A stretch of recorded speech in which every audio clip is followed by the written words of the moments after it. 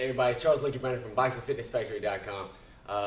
In light of Joe Frazier's death, it came to my mind a while back. I had made some Nike ID shoes, and you can inscribe whatever you want to inscribe in them. And what I ended up inscribing was the word sacrifice, and where I got that the word sacrifice, or the inspiration, was from Joe Frazier.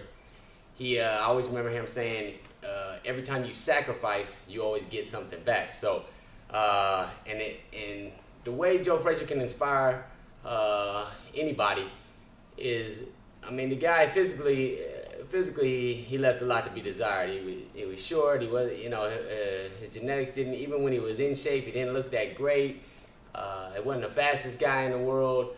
But all that didn't matter, because from the neck down, I mean, he was like the average Joe. And Joe Frazier, he was the average Joe.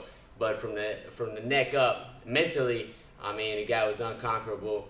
And that just goes to show you, no matter what your physical limitations are, you can overcome them with a lot of sacrifice and just believing in yourself. So that's the only reason I don't really do these little corny inspirational things, but a few of you guys out there like to hear what I have to say. So when you see Joe Frazier, I mean, not necessarily technically from the boxing standpoint, you get too much out of him. I mean, he did a lot of things great. Obviously, you don't win the Olympics and at one point be undefeated heavyweight champion of the world without technically being pretty good. But what you get from him, man, the determination from the neck up. I mean, the guy was pound for pound. He got to be one of the toughest guys ever to walk this earth. So sacrifice, baby. He said every time you sacrifice, you always get something back. So rest in peace, Joe Frazier. Subscribe to me at Boxing Fit Factory